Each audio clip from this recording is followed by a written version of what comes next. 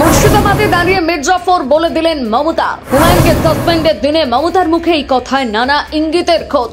সিরাজউদ্দৌলা মির্জাফরকে কেন টেনে এনে উদাহরণ তুলে কাকে নিশানা করলেন মমতা? মুর্শিদাবাদে হুমায়ুনের বিদ্রোহ বাড়ছে, তাহলে কি তৃণমূলের চিন্তা শুরু হয়ে গেল?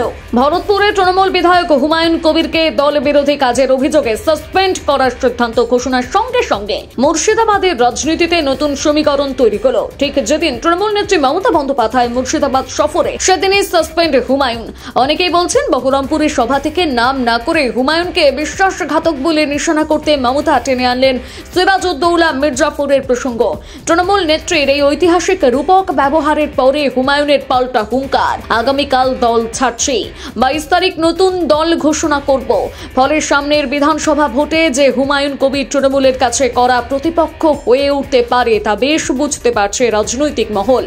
এদিন মমতার কথায় সিরাজউদ্দৌলা এত বড় সম্মান দেখানোর পরেও মির্জাফর স্বাধীনতাকে রক্ষা করতে দেয়নি। ওয়াকিবহাল মহল মনে করছে মুকুট তুলে দেওয়ার পরও বিশ্বাসঘাতকতার এই কাহিনী দিয়ে মমতা আসলে দলের প্রতি অকৃতজ্ঞতা এবং অদূরদর্শিতার অভিযোগ তুললেন।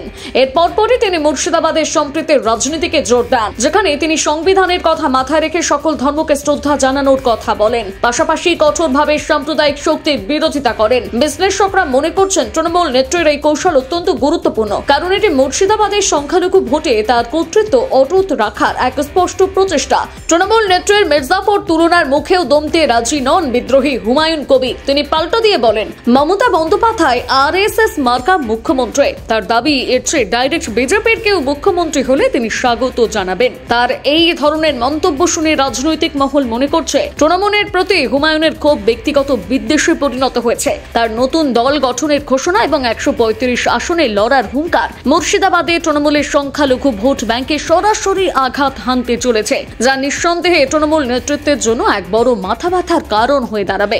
রাজনৈতিক মহলের ব্যাখ্যা, মুর্শিদাবাদের রাজনৈতিক মঞ্চে এই সংঘাত এখন কেবল দলীয় শৃঙ্খলা ভঙ্গের মধ্যে সীমাবদ্ধ নেই। এখানে একদিকে রয়েছে ঐতিহাসিক বিশ্বাসঘাতকতার রূপক, আর অন্যদিকে চরম সাম্প্রদায়িক বিভাজনের রাজনীতি উস্কে দেওয়ার চেষ্টা।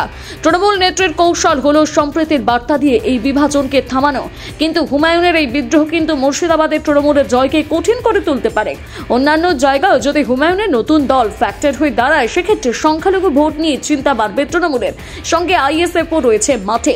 ফলে এবারের ভোটে সংখ্যালঘু ভোটে একতরফা আধিপত্য নাও পেতে পারে তৃণমূল। এই মুহূর্তে রাজ্যের সবচেয়ে আলোচিত জেলার নাম মুর্শিদাবাদ। ফলে এই জেলায় চূড়ান্ত লড়াইয়ে কে সিরাজউদ্দৌলা আর কে মির্জাফর তা নির্ধারণ করবে শুধু ভোটের বাক্সের রায়। মুর্শিদাবাদের মাটিতেই উত্তপ্ত বাক যুদ্ধ শেষ পর্যন্ত কোন দিকে মোড় নেয়, এখন তার দিকে তাকিয়ে গোটা রাজনৈতিক মহল।